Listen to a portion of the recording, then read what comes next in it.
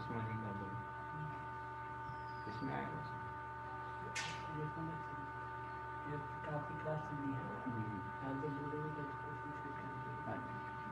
जीवमजीवं दब्बं जिनवरवशहेन येन निर्दिष्टं देलिन्दन्दवन्दं वन्दे तं सर्वदा शिरसा। गुरुदेवादित्य महावीर भगवान की जय, गोमटेश्वर बाहुबली भगवान की जय, कलसुरवती भगवान की जय, जिनकोद्भवदासांग वही जन्मानी माता की जय, महावीर भगवान की जय, कलसुरवती भगवान की जय। जिनको द्वादासांग वही जन्मानी माता की जय, कुन आचार्य भगवान की जय, नैमिचंद सिद्धांत देव की जय, ब्रह्मदत्त सूरी जी की जय, ऋषि सदी के ब्रह्माचार्य चक्रवर्ती आचार्य श्री शांत सागर जी महाराज की जय, नव शिक्षा गुरु ज्ञान शिरोमणि आचार्य ऋषि सदी के ब्रह्माचार्य चक्रवर्ती आचार्य शांत सागर महाराज की जय, चतुर्थी पट्टाधीश आचार्य श्रीमणि गुरुवर धर्म सागर जी महाराज की जय, मम शिक्षा गुरु ज्ञान शिरोमणि आचार्य प्रभु श्री सुख सागर जी महाराज की जय।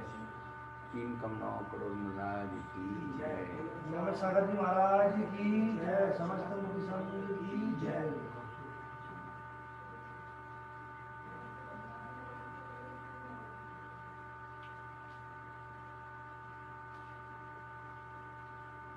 धर्मानुरागी भव्यात्माओं, ये द्रव्य संग्रह नाम का जो ग्रंथ है, इसमें द्रव्यों के स्वरूप का संग्रह किया है। संसार में हम किन वस्तुओं का संग्रह करते हैं जिनसे हमें लाभ होता है, क्या जो हमारे लिए फायदे वाली होती हैं, जो हमें लाभ पहुंचाने वाली होती है, उन वस्तुओं का हम संग्रह करते हैं, और जो हमें हानि पहुंचाने वाली होती हैं हम उन्हें विसर्जित करते हैं, विग्रह करते हैं। तो जो द्रव्य का संग्रह है वह है, उसका स्वरूप हमारे लिए कितना महत्वपूर्ण है, हमारे लिए क्या लाभ दे सकता है,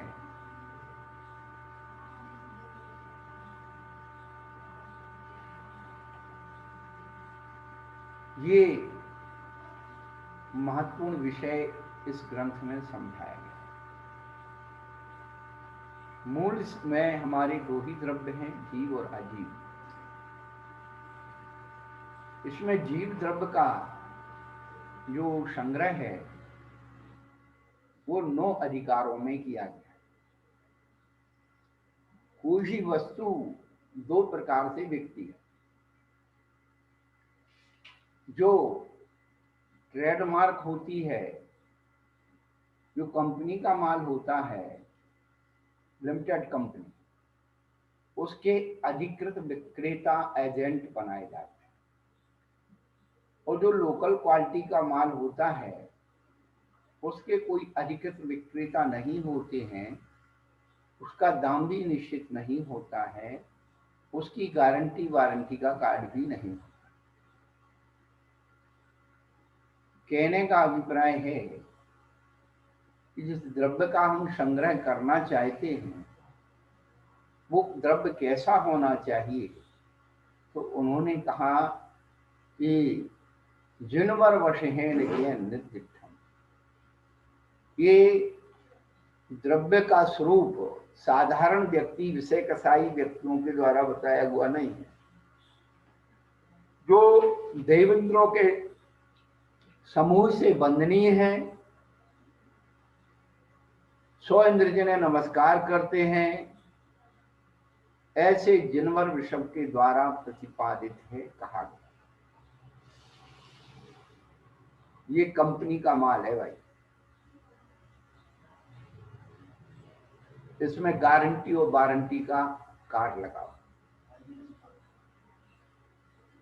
ऐसे द्रव्य का संग्रह करने से हमारे जीवन में हमें लाभ हो,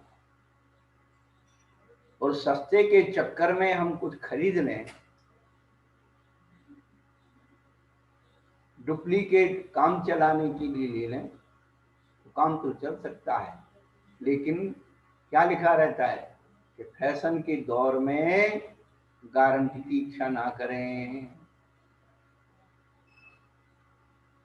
तो हमने आजकल हम लोगों ने अपने लोगों ने आजकल इस धर्म को फैशन बना लिया है, धर्म को व्यापार बना लिया है। धर्म को हम जो है कपड़ों की तरह बदल रहे हैं, सुबह अलग, दोपहर अलग, शाम को अलग, रात का अलग। जहां गए वहीं उसको हम यहां कर दिया, हो गया धर्म। कहने का अभिप्राय है जिस द्रव्य से हमारे जीवन का उत्थान होता है उस द्रव्य का हमें संग्रह करना है। सभी धर्म दर्शनों ने द्रव्य की स्थापना की है, द्रव्य के बारे में उन्होंने जाना है, बताया है। लेकिन जो द्रव्य जैन जिनवर ऋषभ ने बताया है वो अनुभव करके बताया है। ये उन्हें भी उन्होंने किन्हें बताया, उनके जो सर्वज्ञ हुए, उनके पहले जो सर्वज्ञ हुए, ये ऐसा नहीं है। और ये स्वरूप ईश्वर स्वरूप के नियत लक्षण जिसका है, धर्म का नियत लक्षण कहाँ है? नित्यावस्थता रूपानी, नित्य अवस्थिता रूपी। इनके रूप और स्वरूप कभी बदलते नहीं है। पर्याय बदल जाए बात अलग है, लेकिन द्रव्य का स्वरूप जो है वही रहता है। सोना सोना ही रहेगा, चाहे वो किसी भी प्रकार के आभूषण में है, अंगूठी में, टॉप्स में, चेन में, कड़े में, किसी रूप में परिवर्तन हो जाए, लेकिन सोना सोना ही है। आचार्य भगवान कहते हैं जो द्रव्य तत्व पदार्थ का स्वरूप नियत लक्षण है वही हमारे जीवन में कीमती है।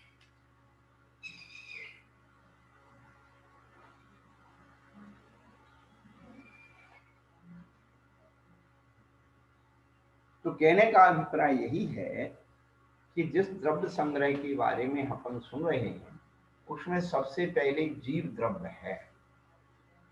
अब जीव द्रव्य को जो बताने के लिए कि जीव द्रव्य के अधिकार क्या हैं, जीव द्रव्य के अधिकारों में कितनी रेंज आती है।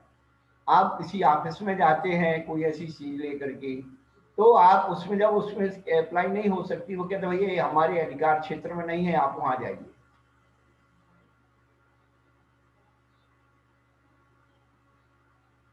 हम व्यवहारिक नियमों का बड़ा पालन करते हैं और करना ही चाहिए,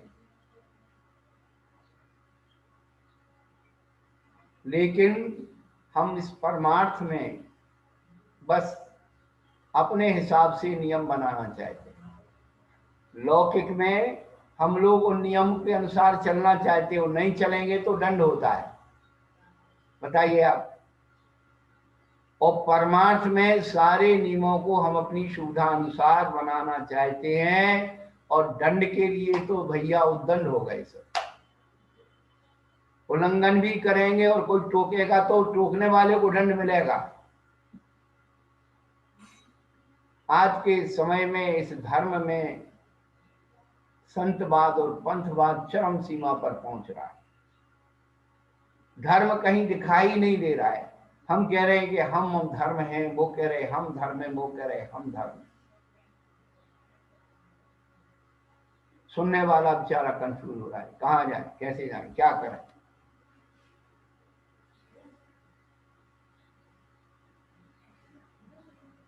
करना कुछ नहीं है। हमारे पूज्य आचार्य संत शिरोमणि विद्यासागर जी महाराज जी की बात कहते, मूल ग्रंथों से स्वाध्याय करना शुरू कर दो, आपकी सारी भ्रांतियां निकल जाएंगी। ये तो रोज परिवर्तनशील है, जो चलना है ना सब संत पंथवाद, ये सब परिवर्तनशील है, शाश्वत नहीं है, ध्यान रखना। जो आज तुम्हारा है कल और किसी का था, कल और किसी का होगा। समय सबका आता है।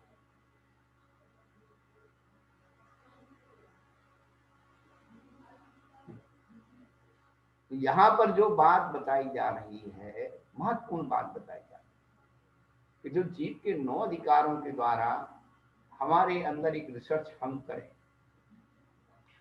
उसकी फीलिंग हम करें कि जो कुछ हमें दिख रहा है वो मिक्सअप है, कर्म और आत्मा की अन्योन्यम पविशंता, एक दूसरे में मिले हुए प्रविष्ट है, दूध पानी की तरह मिले, और उसको हमें अपने आप से पृथक करना। तो पिछले दिनों हमने आपको बताया था कि हंस की जो बुद्धि है भेद विज्ञान की रूप में, हंस के मुंह में अम्लीय तत्व होता है, जैसे ही दूध में वो चोंच डालता है दूध फट जाता है और वो सार भाग छेना जो है पी लेता है। उसका नाम छेना इसलिए पड़ गया, क्या वो जो है विभक्त होकर के छिन्न हो जाता है, अलग हो जाता है, पानी अलग हो जाता है और सार भाग अलग हो जाता है। ऐसे ही हम लोग भेद विज्ञान की छेनी से जो अंतर परिणामों में, हमारे परिणामों में परद्रव्य का अधिकार हो गया है, उसको पृथक करना ही भेद विज्ञान है और कोई चीज नहीं है। ये अनादिकाल से जो चिल्ला रहे ना शरीर और आत्मा भिन्न है, उसको अलग अलग अनुभव करो, शरीर अलग है आत्मा अलग है। कौन सा शरीर आत्मा लगे भाई? इस शरीर अलग है आत्मा अलग है तो अनादिकाल से अज्ञानी भी जानता है, इसका भेद ज्ञान तो उसको भी अज्ञानी हो। अज्ञानी मिथ्या दृष्टि भी इस बात को जानता है।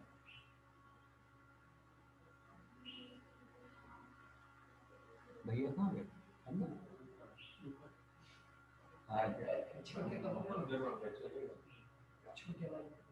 तो क्या मतलब है, ये जो चीज है, जो फीलिंग है, जो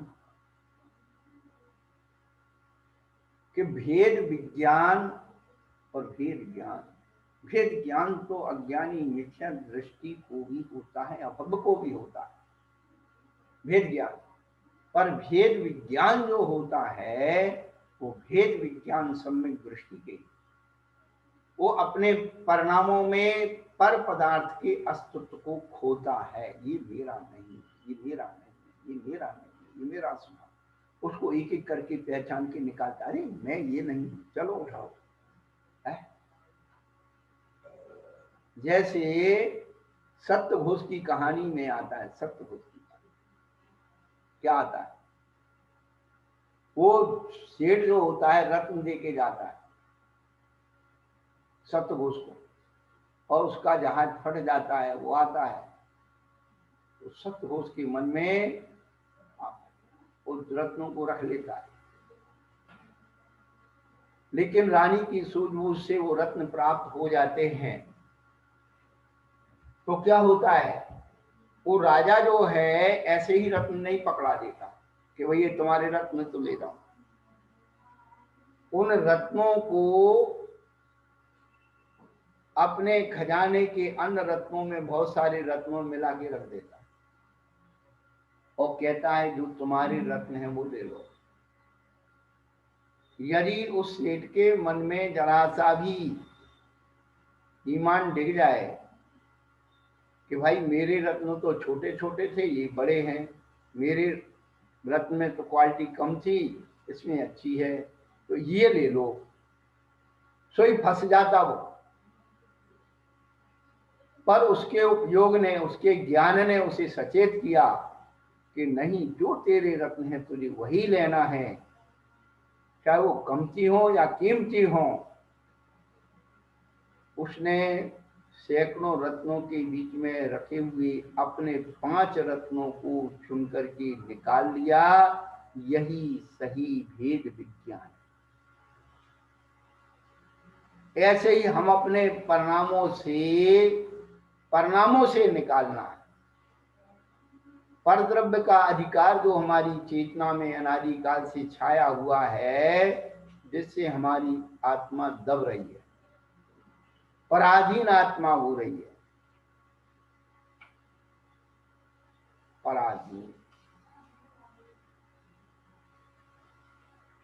हम स्वतंत्र होना चाहते हैं, स्वतंत्र भारत देश स्वतंत्र हुआ 15 अगस्त को साहब, क्या पहले आदमी जो है रोटी नहीं खाते थे क्या, कपड़े नहीं पहनते थे क्या? लेकिन उसमें पराधीनता, स्वाधीनता, जहां केवल अपना शासन चले वो स्वाधीनता। तो हमारी आत्मा में अभी तक कर्मों का शासन चल रहा है, हम कर्माधीन हो रहे हैं। कर्माधीन होना ही पराधीनता है। जिस दिन हम स्वाधीन हो जाएं, आत्माधीन हो जाएं, आनंदित हो जाएं,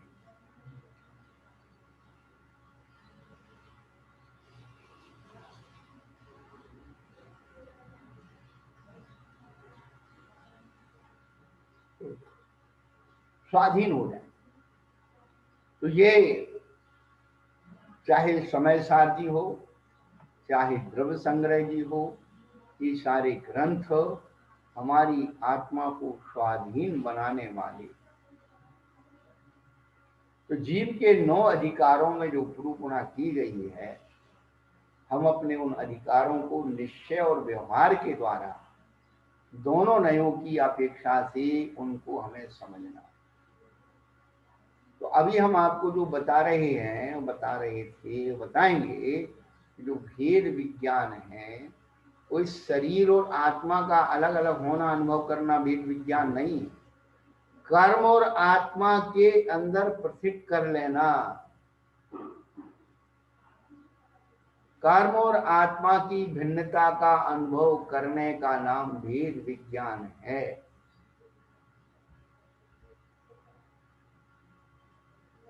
हम भी कई जगह आध्यात्मिक संस्थानों में विश्राम किया, चर्या की, प्रवचन किए और सबको एक ही बात बताई कि भैया देखो ऐसा है, सारे विश्व में आत्मा की चर्चा होती है, तुम्हारे धर्म में कोई नई बात नहीं है। सारे धर्मों में आत्मा की चर्चा होती है, आध्यात्मिक प्रवचन होते हैं, आध्यात्मिक संत होते हैं, आध्यात्मिक संस्थान होते हैं, सारा विश्व अध्यात्ममय हो रहा है। तो फिर तुम्हारे धर्म का अंतर क्या है? जब हमने उन लोगों को बताया, उनकी जैसे आंखें खुल गई। हमने एक ही बात कही, तो जैन धर्म आत्मा की बात करने की बात नहीं कहता। जैन धर्म आत्मा की बात करने की बात तो नहीं कहता है, क्योंकि आत्मा की बात तो अज्ञानी, अभव्य, मिथ्या दृष्टि भी कर लेते हैं। लेकिन जैन धर्म आत्मा की बात करने के लिए नहीं, जैन धर्म आत्मा से बात करने की बात कहता है। जैन धर्म आत्मा से बात करने की बात कहता है। हम लोग आत्मा की चर्चा में उलझे हुए, आत्मा ऐसी है, आत्मा वैसी है, आत्मा तैसी है, करते रहो, हिसाब किताब लगाते रहो कागजों में, कुछ नहीं होने वाला। इस दुनिया में उसने बड़ी बात कर ली जिसने अपने आप से मुलाकात कर ली। और कौन कहता है मुलाकात नहीं होती? मुलाकात तो होती है लेकिन बात नहीं।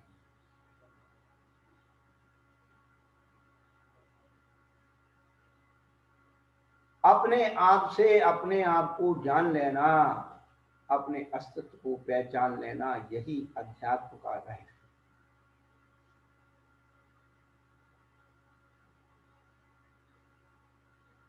तो यहाँ पर जीव के 9 अधिकार बता करके पुनः दूसरा जो अजीव है, अजीव में क्या क्या आएंगे, अजीव का स्वरूप क्या है, अजीव 5वें अध्याय में, तत्वार सूत्र के 5वें अध्याय में पूरा अजीव का वर्णन किया। तत्वार सूत्र में भी अजीब सुन करके आए, यहाँ भी अजीब सुनेंगे।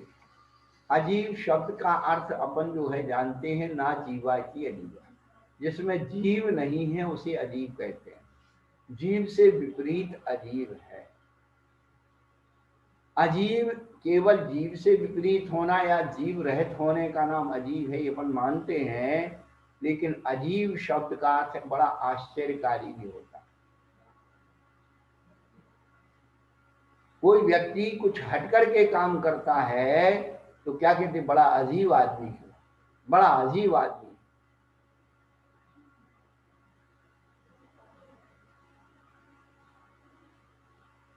अजीब यानी आश्चर्यकारी, जिसको देख करके हमारी कल्पना भी छोटी पड़ जाती है।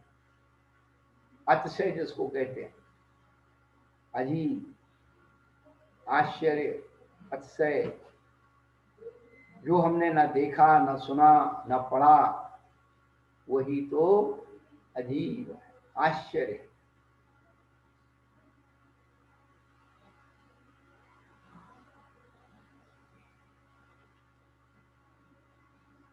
कहने का अभिप्राय यहां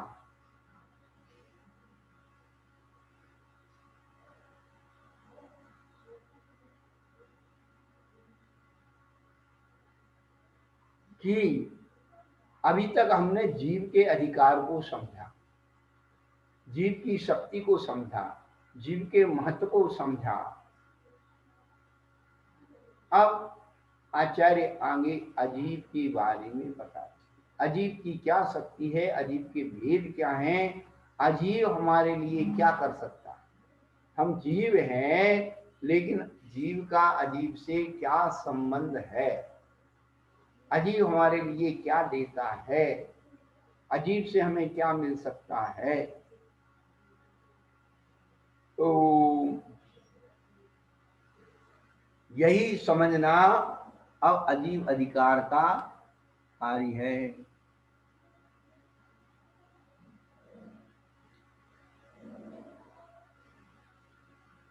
तो यहाँ पर जब अजीब अधिकार प्रारंभ कर रहे हैं तो कह रहे अजीवो पुण्यो पुग्गल धम्मो अधम्मो आयासम कालो पुग्गल मुत्तो रुवादि गुण अमुत्तिशे साहु। अजीवो पुण्यो, पुण्य यानी और, उग्गल धम्मो अधम आयासम कालो, अजीवो नेवो। उद्गल, धर्म, अधर्म, आकाश और काल, ये पांचों ही अजीब नेव जानना चाहिए। उग्गल मुत्तो, इन पांचों में उद्गल मूर्तिक है। क्यों? रूपादि गुणों, इनमें रूपादि गुण पाए जाते हैं। अमूर्ति से साहू, इसके अलावा बाकी सब अमूर्तिक हैं। ये अजीब द्रव्य की प्रस्तावना है, भूमिका है कि अजीब 5 प्रकार के हैं, पुद्गल, धर्म, अधर्म, आकाश और काल। और इसमें पुद्गल मूर्तिक है क्योंकि उसमें रूपादि, रूपिणः पुद्गलः, अमूर्ति शेषा, बाकी के द्रव्य अमूर्तिक। अब इनको क्रम से बताएंगे, इनका स्वरूप भी बताएंगे। सबसे पहले जब पुद्गल की बात आई, हम सारे विश्व में पुद्गल के परिणमन को देख रहे हैं। पुद्गल का स्वभाव परिणमन, पुद्गल का विभाव परिणमन नित्य प्रतिदिन देख रहे हैं, जिसके कारण हम क्या होते, प्रभावित हो जाते।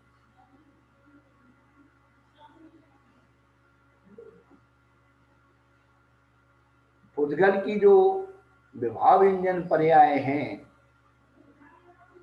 जो हमें दिख रही हैं, आचार्य उनके बारे में बता रहे हैं। पुद्गल की जानकारी जिससे हम बड़े प्रभावित हो रहे हैं, सारा विश्व प्रभावित हो रहा है। पुद्गल की शक्ति बताई जा रही है।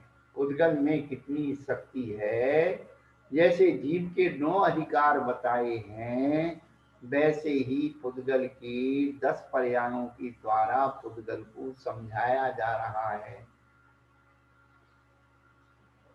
सद्दो बंधो सुगमो स्थूलो संठान वेद छाया उपजो दादव सहिया पुग्गल दवस्य पज्जाया।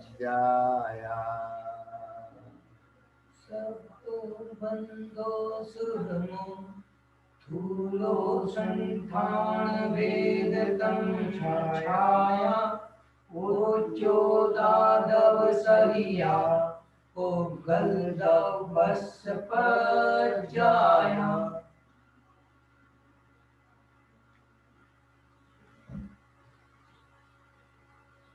शब्द, बंध, सूक्ष्म, स्थूल, संस्थान, भेद, तम, छाया, उद्योत, आतप, सह, ये पुद्गल द्रव्य की पर्याय 10 पर्याय।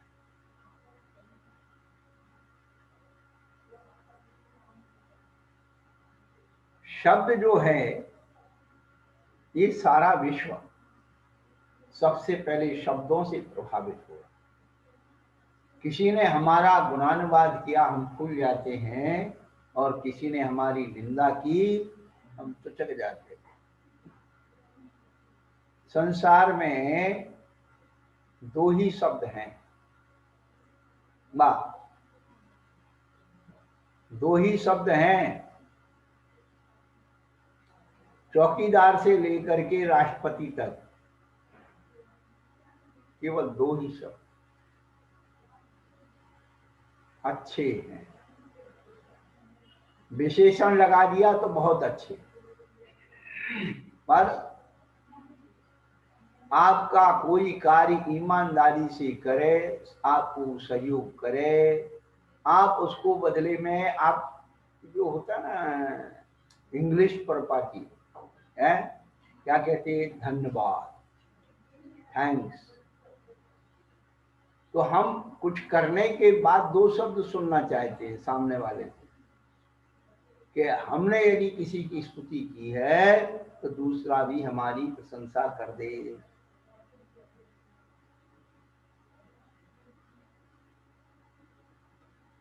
हमारा कोई काम उचित ढंग से करता है, उस समय पे करता है, अच्छे से करता है, तो हम उसे वो अच्छा कहें, और जो हमारे अच्छे काम में बाधा डाल देता है उसे हम बुरा कहें।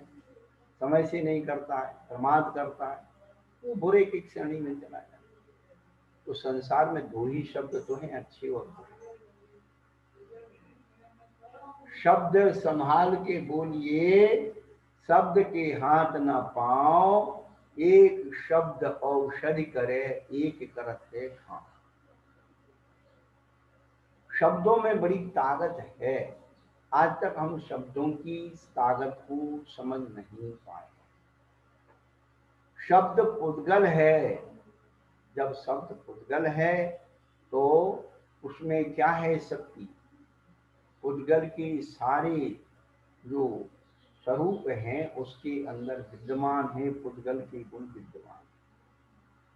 सबसे पहले हमने जब विचार किया इस पर और निकाला, भारतीय ज्ञानपीठ से हमारा तत्वार्थसार अमृतचंद सूरी का प्रकाशित हुआ, उसकी प्रस्तावना में उसके अंदर भी हमने विषय की चर्चा की कि शब्द के अंदर पुद्गल के 8 स्पर्श, 5 रस, 5 वर्ण और 2 गंध विद्यमान। केवल हम स्पर्श, रस, गंध, वर्ण बाहर की चीजों में, अग्नि में उष्णता, पानी में शीतलता, इनमें ही खोजते, लेकिन शब्द के अंदर भी 8 स्पर्श पाए जाते। 5 रस पाए जाते हैं, 5 वर्ण पाए जाते हैं, 2 गंध पाई जाती है। शब्द का आधार हमारा जिह्वा इंद्रिय है। हम मुख से बोलते हैं और कान से सुनते हैं। तो रसना और कर्ण, ये 2 इंद्रिय के माध्यम से हम शब्द का व्यापार हमारा चलता है। तो हल्का भारी ठंडा गरम, रूखा चिकना कड़ा नरम, इसको हम शब्दों में कैसे फीलिंग करते हैं, करना चाहिए, कैसी फीलिंग होती है, ये युक्ति के द्वारा। आप सोचो कि भाई पुराने शास्त्र में भी यदि लिखा आता तो भी आपकी एक ही बात आती कि अरे ऐसे कैसे आ गया, उन्हें ऐसे अपने मन से लिख दिया। अभी यहाँ पर आज विद्वानों की कोई संगोष्ठी चल रही है, कई विद्वान हमारे बारे में बोल रहे हैं। जब हम विद्वानों को ये मौलिक चिंतन सुनाते हैं द्रव्य तत्व पदार्थ के बारे में, वो नए सिरे से कुछ सोचना शुरू कर देते।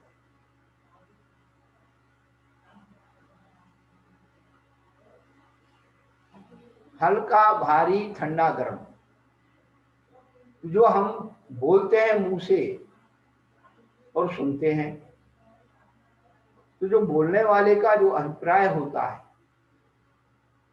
और सुनने वाले का, उस दोनों में वही चीज है। हल्का जो अपन है, हल्का शब्द, तो कहते धीरे से शब्द बोलना, धीरे से शब्द सुनना, ये हल्का। और भारी है जो है जोर से बोलना और जोर से सुनना, ये भारी। ठंडा क्षमा के भाव से बोलना और क्षमा भाव से सुनना, ये ठंडा। और गरम क्रोध भाव से बोलना और क्रोध से शब्द को सुनना, ये गरम। रूखा देश से शब्द को बोलना और देश से सुनना, ये जो है रूखा। और राग से शब्द बोलना, राग से शब्द सुनना, चिकना। कहते हैं ना चिकनी चुपड़ी बातें कर रहा है, और आप तो उसकी चिकनी चुपड़ी बातों में आ गए, है ना। वो राग से शब्द बोलना और राग से शब्द सुनना। और कड़ा अनुशासन से शब्द बोलना और अनुशासन से शब्द सुनना, कड़ा। भैया बहुत कड़ा, कड़े महाराज। कौन? अमित सागर जी महाराज, बहुत कड़क महाराज, डांटते हैं। क्या बात, देखो हम नहीं कह पाए, तुमने पहले कह दिया। डांटोगे नहीं तो महाराज जी सुधरेंगे कैसे? नहीं, वो कोई सुधरने के लिए थोड़ी आते हैं, सुधारने के लिए आते हैं महाराज को।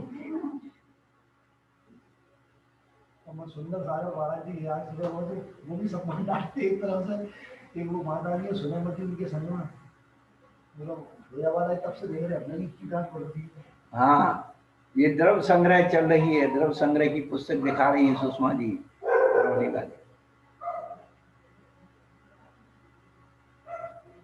और प्रमाद से शब्द बोलना और प्रमाद से सुनना, नरम। जो कहते बड़ा नरम आदमी है, तो प्रमादी व्यक्ति के अंदर नरम भाषा होती है, अनुशासन नहीं होता, कठोर नहीं। और 5 प्रकार के रस, तो रस कहाँ से आते हैं? जीव से। सब तो जीव से ही बोलते हैं और रस भी जीव में ही रहता है। तो फिर क्या होता है? फिर भी शब्द बोलने के माध्यम तो जिह्वा होती है। तो कुछ शब्दों को सुन करके क्या होता है? मन खट्टा हो जाता है ना। खट्टा मीठा चरपड़ा कड़वा कसायला, ये जो है 5 रस हैं। तो कुछ शब्दों को सुन करके मन खट्टा हो जाता है।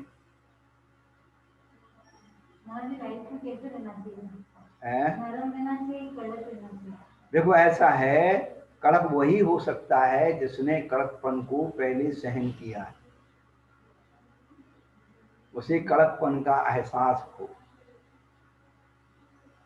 जिसने अनुशासन सहन किया है वही अनुशासन कर सकता है।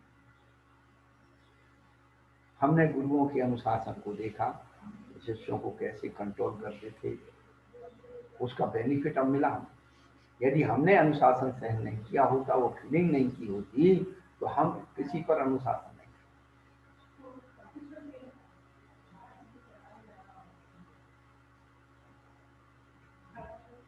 जिन शब्दों को सुनकर के मन में खट्टापन आ जाता है वही तो खट्टे हैं, वो शब्दों को सुनकर के मन मीठा हो जाता है। बहुत अच्छी बात है। और कुछ शब्दों को सुनकर के मन में ईर्षा और जलन उत्पन्न होती है। हमने कहा उसको मिर्ची लग गई, चटपटा हो गया। कुछ शब्दों को सुनकर के मन में कड़ुआपन आ जाता है, और कुछ शब्दों को सुनकर के मन में कषाय उत्पन्न हो जाती है। ये पांचों जो हैं उद्गल के गुणधर्म, खट्टा मीठा चरफरा कड़ुआ कसायला, ये शब्दों में पाए जाते हैं। यदि शब्दों में नहीं पाए जाते तो हमारे अंदर फीलिंग नहीं होती। हम महाराष्ट्र आ चुके हैं, इसी के बीच में महाराष्ट्र की एक छोटी फिल्म मतलब के सामने देखेंगे।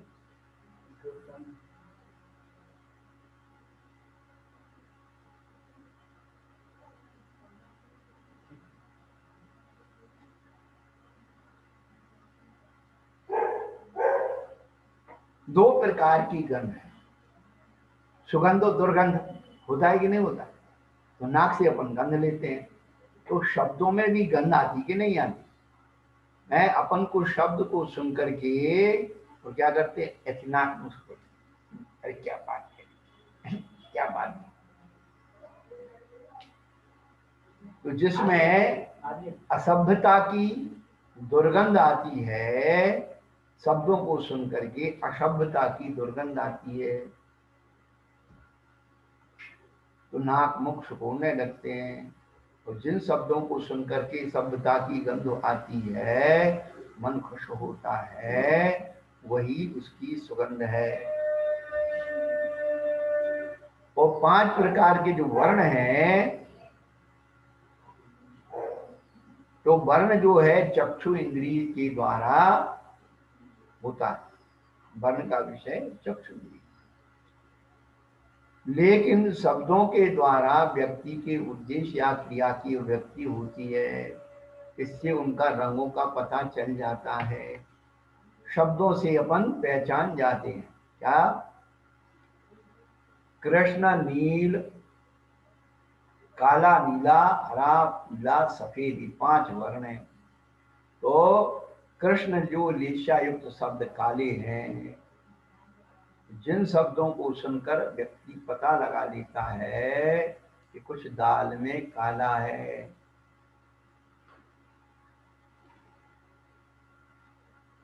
शब्दों से पता लग जाता है दाल में। तो शब्द हमें उस कालेपन का अनुभव करा देते हैं, कृष्ण लेशा पता। और नीला जो हरा और पीला मिलकर के नीला बनता है, तो नील लेशा युक्त शब्द नीले हैं। जिन शब्दों को सुनकर आंखें कैसी हरी पीली हो जाती हैं, तो नीला बन जाता है। और हरा कपटपूर्ण शब्द हरे हैं। जिन हरे भरे शब्दों को सुनाकर व्यक्ति दूसरों को ठगता है। कहते सब्ज बाग लिखा है, सब्ज बाग, बाग कैसा होता है?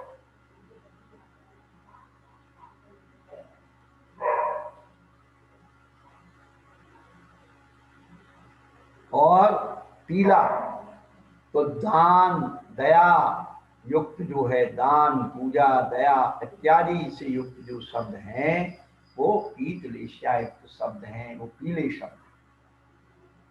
लेशा के वर्णन में यही बताया है,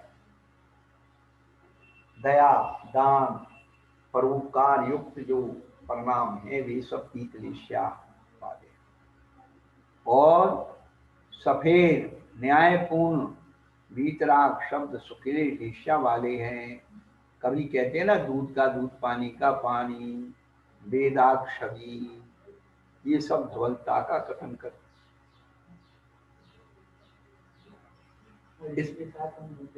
इस प्रकार से हम लोग पुद्गल की 10 पर्यायों के स्वरूप को जानते हैं। तो वो पुद्गल की 10 पर्यायें, जो पुद्गल में शब्द की पर्याय है पहली, उस शब्द में पुद्गल के सारा स्वरूप जो है एकत्र है, इसलिए उसका प्रभाव हमारे मन और मस्तिष्क में पड़ता है और उसी रूप हम पढ़मन हो जाते हैं। हमें अच्छा भी लगता है और बुरा भी लगता है। तो जब पुद्गल शब्दों से बंध करके हम लोग अपनी हानि लाभ का विचार करें, इन शब्दों ने ही महाभारत कराई और शब्दों ने ही वचन के पीछे है। दशरथ ने कैकेयी को वचन दिया तो राम को वनवास हो गया। और महाभारत भी कैसे हो गई? अंधों के अंधे पैदा होते हैं, द्रौपदी ने कह दिया तो महाभारत हो गई।